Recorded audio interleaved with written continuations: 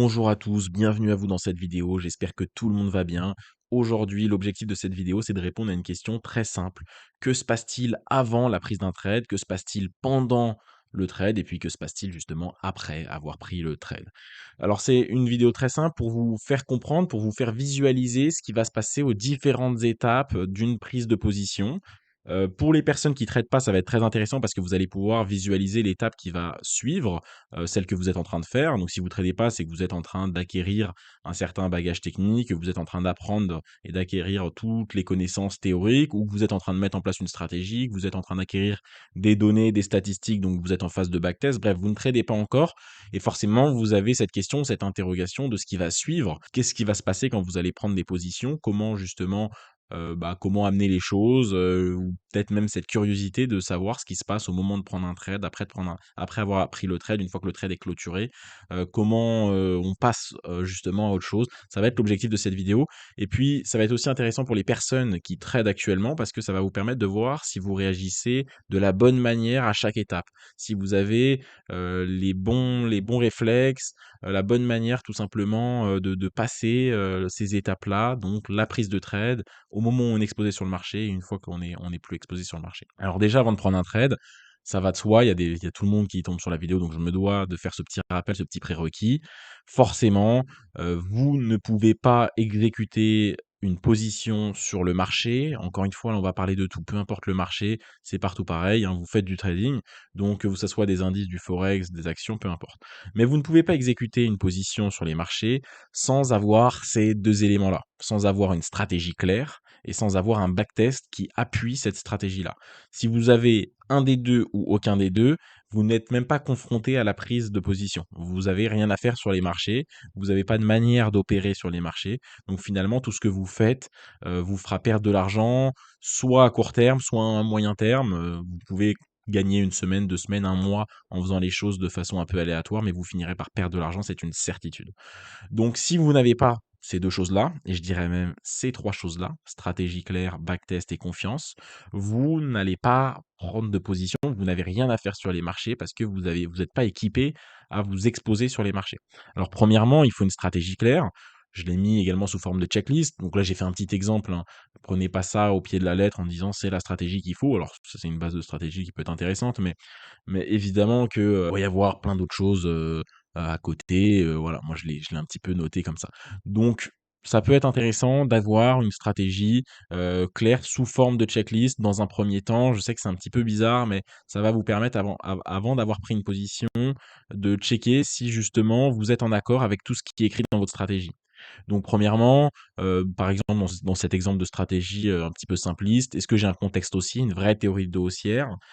Est-ce que mes sommets, mes creux sont à la hausse? J'ai vraiment un flux haussier? OK, je check. Est-ce que pour confirmer ma tendance, je mets un indicateur technique qui va me permettre vraiment de ne pas le réfuter? Est-ce que j'ai un prix au-dessus de ma moyenne mobile 100 avec une moyenne mobile 100 dirigée à la hausse? OK. Est-ce que dans l'unité de temps toujours, hein, la plus haute de ma stratégie, alors là j'ai 2 unités de temps, le H4 et le M15, on peut avoir une stratégie avec, 3 unités de temps, hein. C'est aussi possible. On peut avoir une stratégie avec 2 unités de temps, avec 3 unités de temps, avec 4 unités de temps. Bon, au-dessus, ça commence à être un peu inutile et un petit peu trop gros, mais entre 2 et 4 unités de temps, 3 est très bien, 2 le fait également. Donc voilà, sur les grosses unités de temps, on va déterminer le billet, le contexte du marché, les niveaux également. Donc, est-ce que j'ai un order block, par exemple? Est-ce que quand j'ai formé mon order block, est-ce que j'ai fait, par exemple, un fair value gap? Et dans le cas où tous ces éléments sont respectés, je vais essayer de shooter une position sur une unité de temps inférieure, par exemple en M15 ou en M30 ou en M5, pour voir, par exemple, un beau rejet avec des candles patterns, des patterns de chandelier japonais qui vont réfuter, tout simplement, cette zone-là pour aller plus haut. On va voir ça juste après. Ce qui est bien avec une checklist, c'est avant de prendre une position, vous avez là, on a 5 éléments, vous avez 6 éléments, 7 éléments, 8 éléments. Vous, pour se forcer tout simplement à respecter votre stratégie, vous passez en revue, les 8 éléments, alors très rapidement parce que vous les connaissez par cœur normalement avec le temps et encore plus quand vous avez déjà backtesté, mais vous passez en revue les 8 éléments, yes, contexte haussier, ça c'est bon, c'est bon, c'est bon, c'est bon. OK, donc je suis dans ma stratégie. Je prends la décision, la bonne décision qui est tout simplement de suivre ma stratégie. Je prends pas une position à l'instinct, je la prends pas pour n'importe quelle raison, j'ai suivi la stratégie que j'ai mis en place.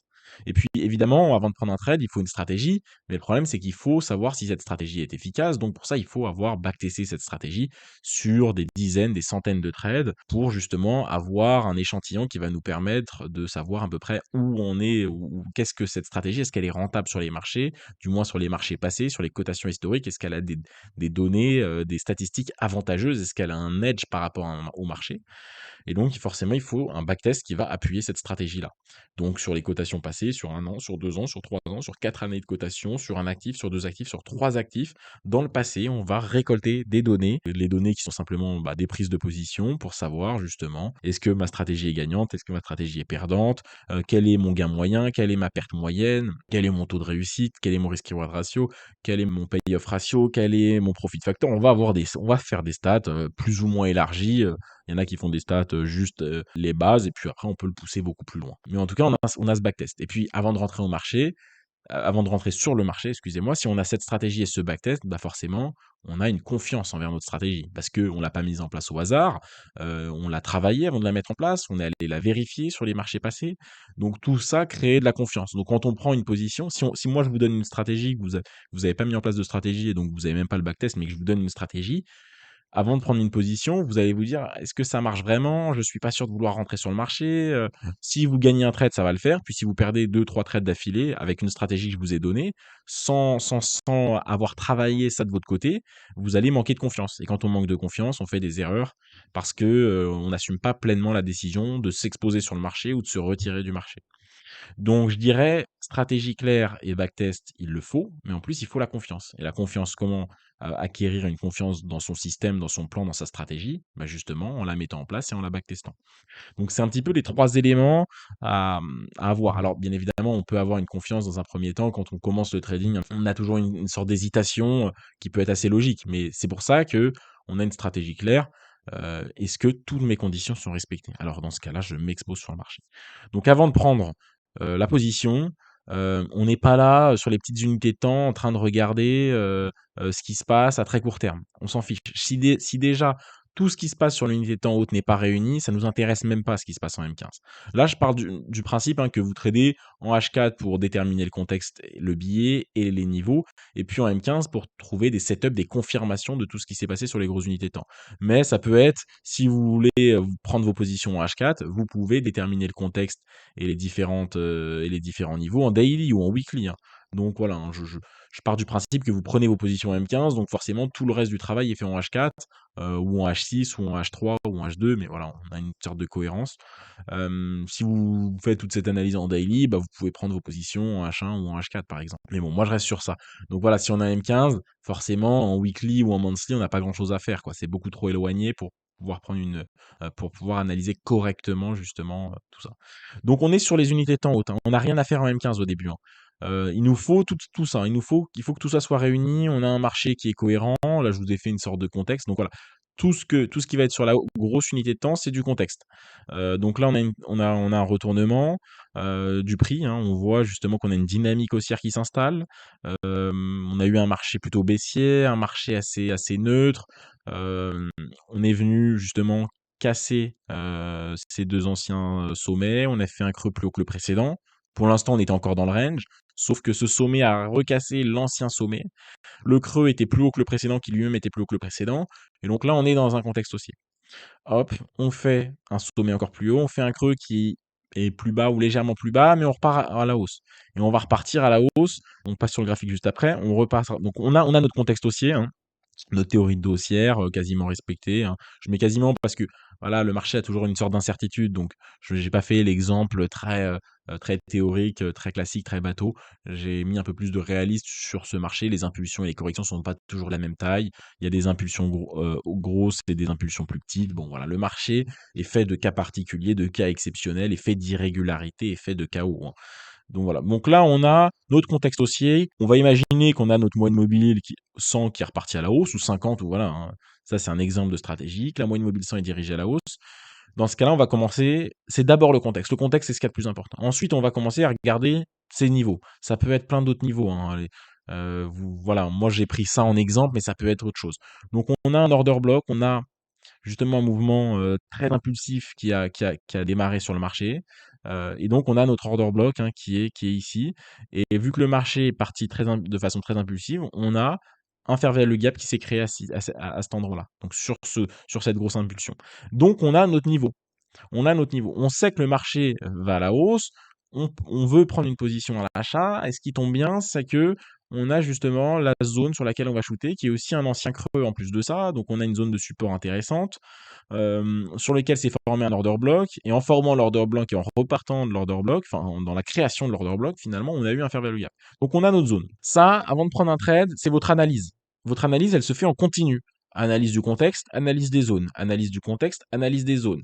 Si vous, dans votre stratégie, qui est bien évidemment plus ample que ça, vous avez les actifs qui sont écrits. S'il y a 2, 3, 4 actifs, bah forcément, vous répliquez cette analyse sans regarder les unités de temps inférieures, hein. Vous répliquez cette analyse sur les 3 actifs que vous suivez ou les 4 actifs que vous suivez. Contexte, zone, contexte, zone, contexte, zone.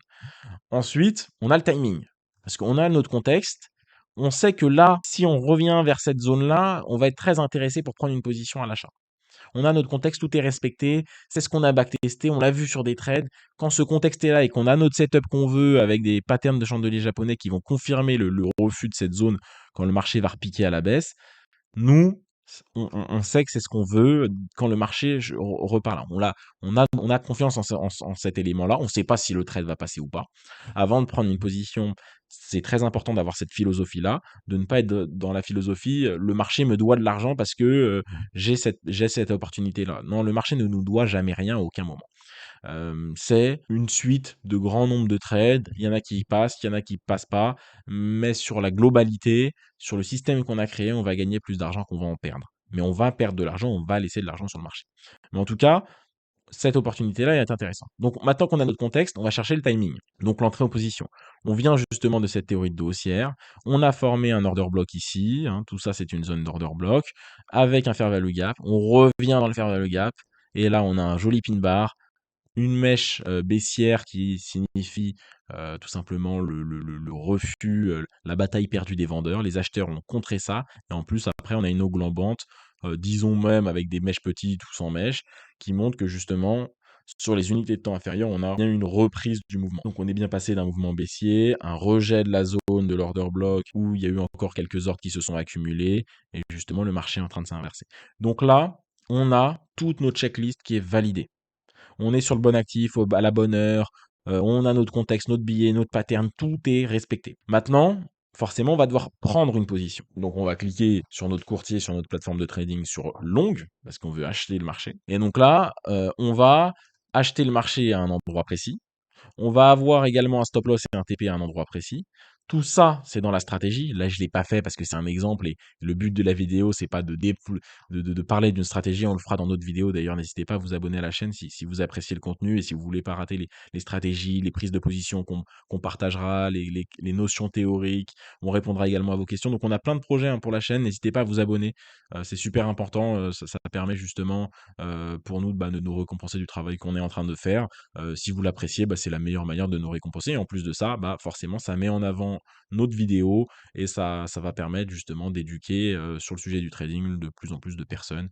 Et c'est tout simplement notre volonté. Donc on a notre contexte, on vient à nos moutons, on a notre contexte, on a notre timing.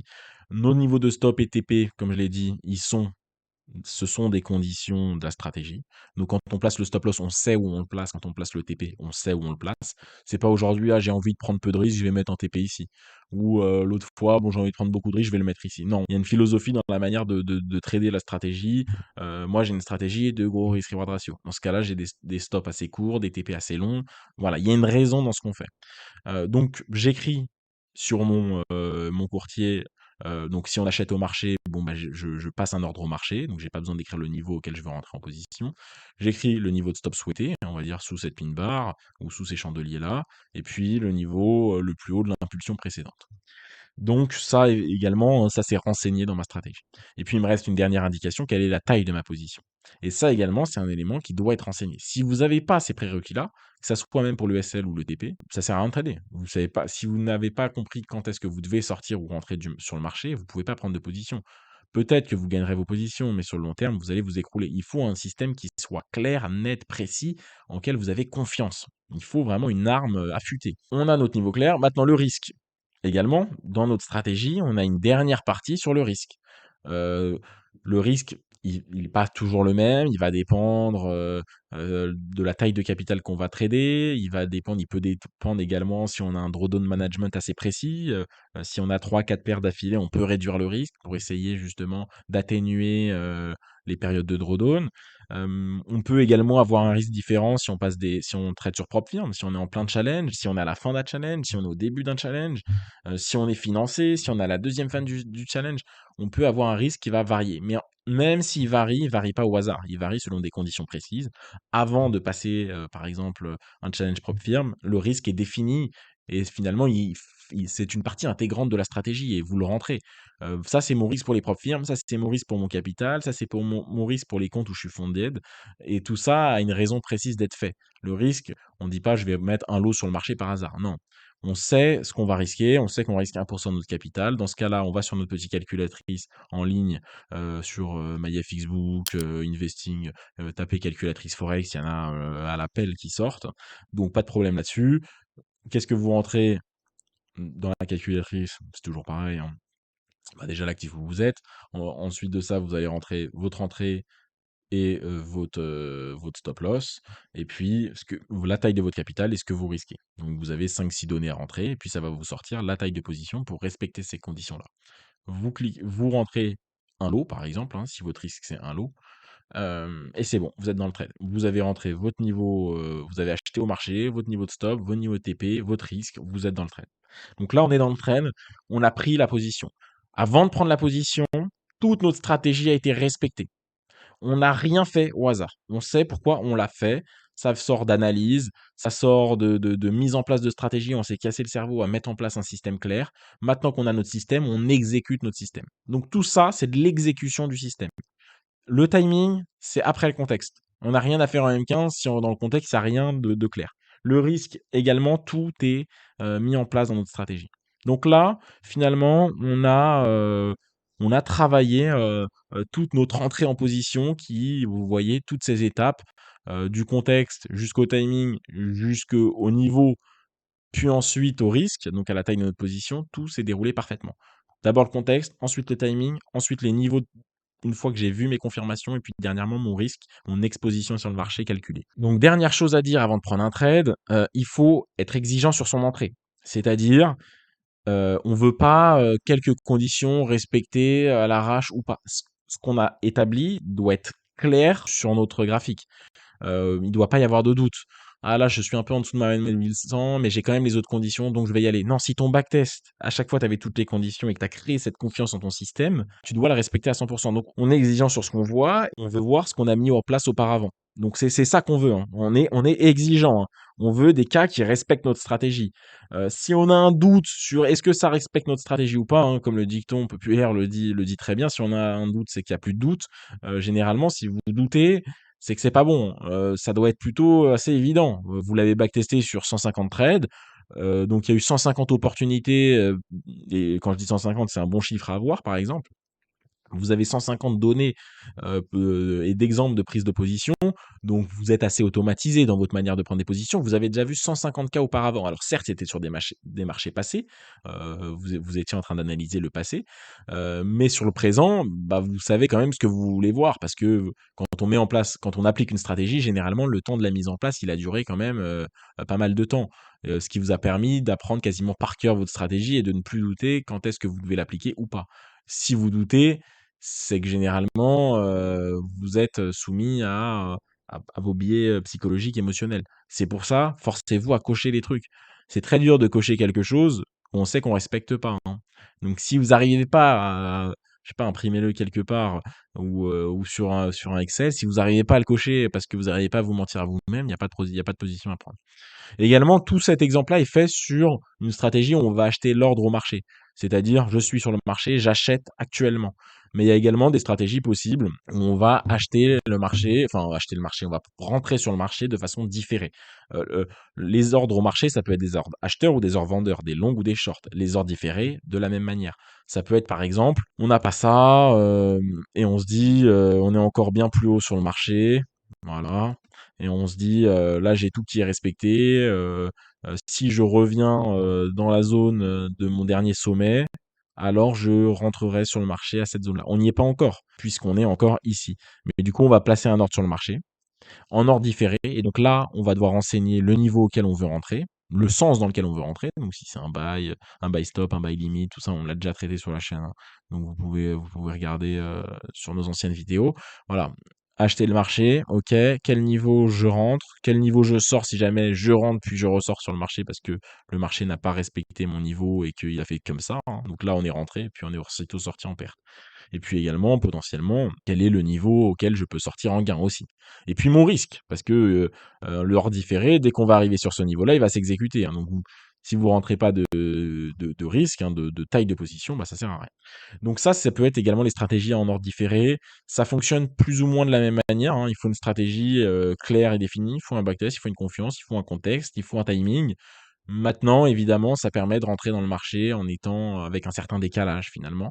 On n'a plus besoin d'être devant les graphiques, on veut rentrer, si on franchit cette zone-là ou pas. Voilà, la vidéo est un peu longue, on va la faire en 2 parties. L'autre partie sera dimanche à 18 h. Soyez bien là sur la chaîne dimanche à 18 h pour suivre l'autre partie de la vidéo. Sinon la vidéo était un peu longue, donc on préfère la faire en 2 parties. J'espère que cette vidéo vous a plu. N'hésitez pas à la liker, à la commenter, et également à vous abonner à la chaîne et à activer la cloche pour ne pas rater les prochaines vidéos. Merci à tous et moi je vous dis à la prochaine.